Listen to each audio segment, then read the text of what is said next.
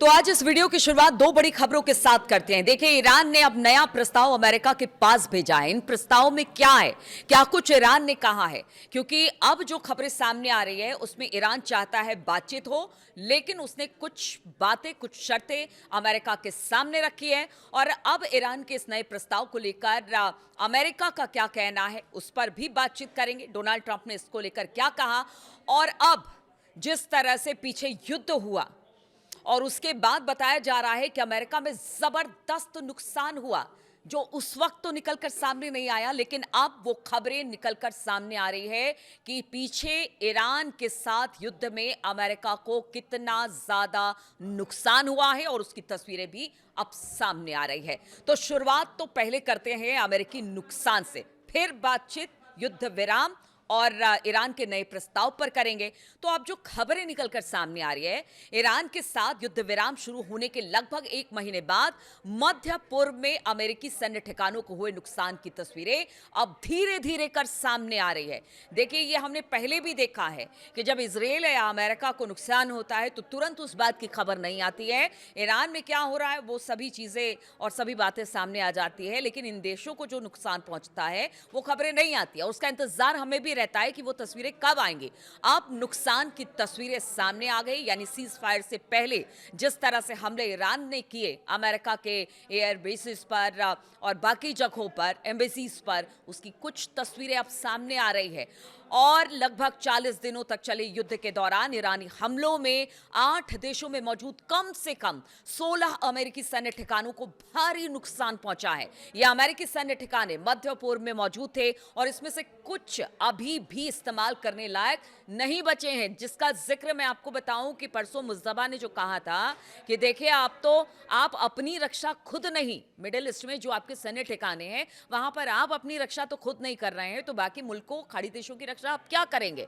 और अब ये बात सही साबित हो रही है कि जितनी एयर बेसेस थे अलग अलग मध्य पूर्व के देशों में, वो सब अमेरिका के बर्बाद हो गए ईरान के हमले में। सीएनएन की एक जांच के अनुसार जिन अमेरिकी ठिकानों पर हमले हुए उनमें कुवैत, बहरीन, संयुक्त अरब अमीरात, सऊदी अरब, जॉर्डन, इराक के ठिकाने शामिल थे।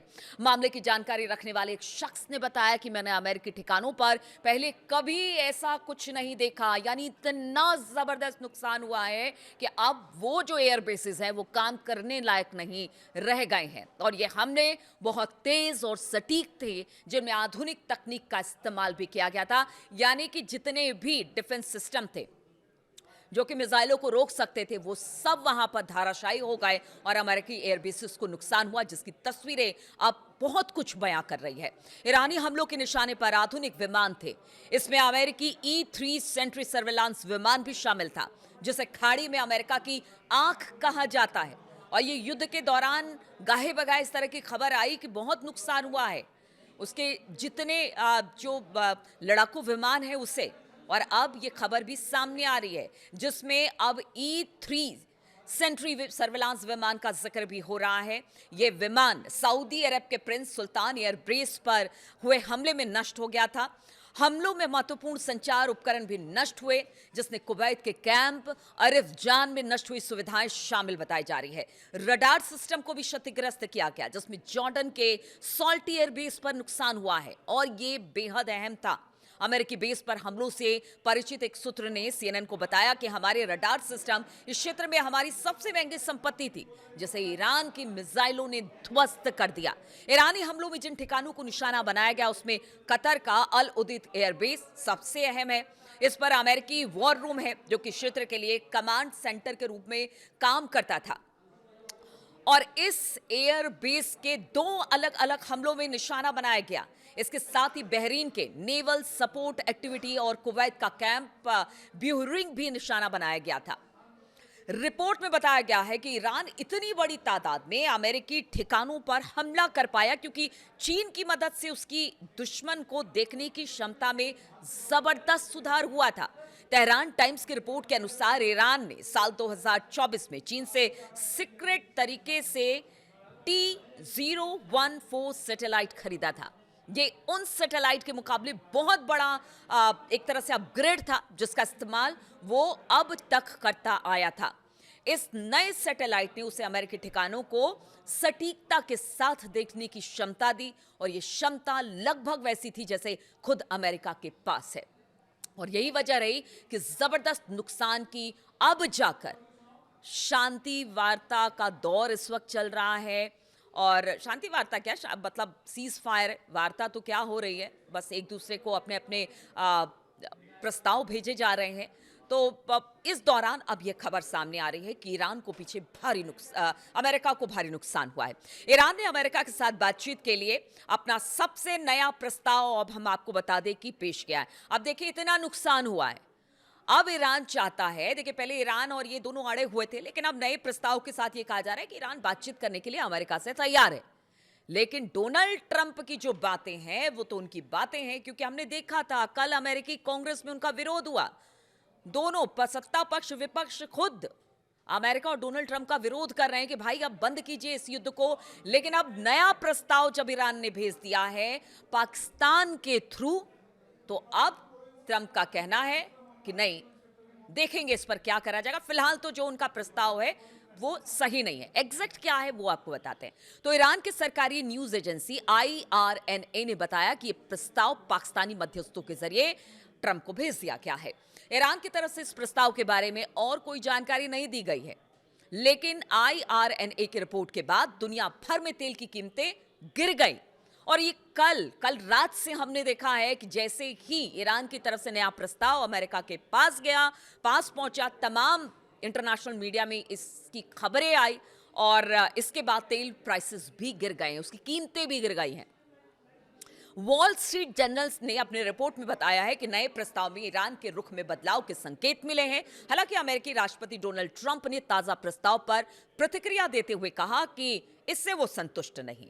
अब देखिए, पहले शुरुआत में ही खबर के मैंने बताया कि कितना नुकसान हुआ अमेरिका को पीछे युद्ध में, और इसकी तस्वीरें अब सामने आ रही है। इसके बाद भी ट्रंप हैं कि वो प्रस्तावों से संतुष्ट नहीं है, जबकि ईरान बातचीत करने के लिए मंच पर उतरना चाहता है, बातचीत करना चाहता है, लेकिन ट्रंप हैं कि अड़े हुए हैं। व्हाइट हाउस से फ्लोरिडा के लिए जाते समय ट्रंप ने कहा कि ईरान ऐसी रियायतें मांग रहा है जिसे वो स्वीकार नहीं कर सकते। अमेरिकी राष्ट्रपति ने कहा कि वो एक समझौता करना चाहते हैं, लेकिन मैं उससे संतुष्ट नहीं हूं। यानी ईरान समझौता करना चाहता है, लेकिन ट्रंप कह रहे हैं कि मैं इससे संतुष्ट नहीं हूं। ट्रंप ने आगे कहा कि ईरान का नेतृत्व बहुत बिखरा हुआ है और 2 या 3 गुटों में बटा हुआ है। ये बात पहले भी ट्रंप कहते रहे हैं कि कोई सहमति नहीं बना पा रहा है ईरान। ट्रंप ने एक बार फिर दोहराया कि ईरान को परमाणु हथियार बनाने की इजाजत नहीं दी जाएगी। ट्रंप ने यह भी कहा कि विकल्प मौजूद हैं, क्या हम जाकर उन पर जबरदस्त हमले करके। 2 विकल्प हैं। इस दौरान बातचीत में उन्होंने कहा कि देखिए, प्रस्ताव तो उन्होंने भेज दिया, लेकिन हमारे पास 2 विकल्प है। हम जाकर उन पर जबरदस्त हमला करके उन्हें हमेशा के लिए खत्म कर दें, या फिर हम कोई समझौता करने की कोशिश करें। यही 2 विकल्प है। जब उनसे पूछा गया कि क्या वो ईरान पर जबरदस्त हमला करना चाहते हैं, तो ट्रंप ने कहा, इंसानी नजरिए से तो मैं ऐसा नहीं करूंगा। उन्होंने बताया कि सेंट्रल कमांड के कमांडर एडमिरल ब्रेड कूपर ने ईरान के खिलाफ सैन्य विकल्पों की जानकारी दी है।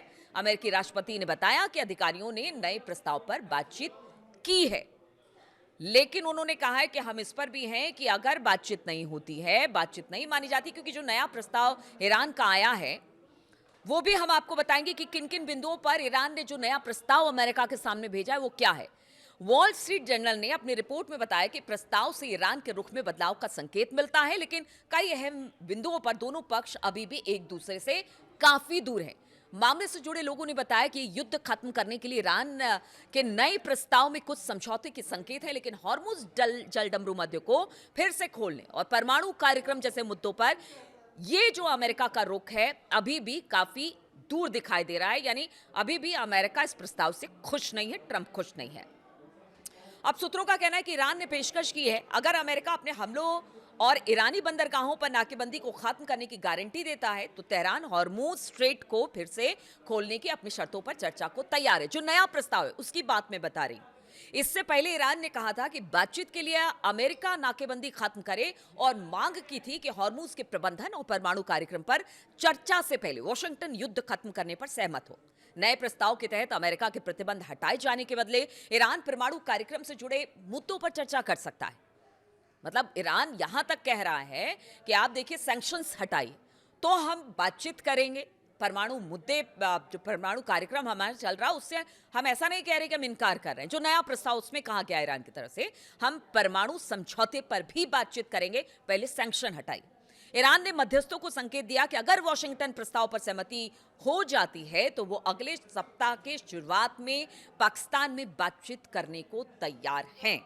तो देखिए, अब ईरान ने अपना प्रस्ताव रख दिया है। बीच में लग रहा था कि नहीं, अब कोई शांति वार्ता नहीं होगी, अब किसी तरह का कोई प्रस्ताव नहीं होगा, अब हमला होगा। लेकिन ईरान ने जिस तरह से अपना रुख दिखाया है, उसने कुछ बातें रखी हैं।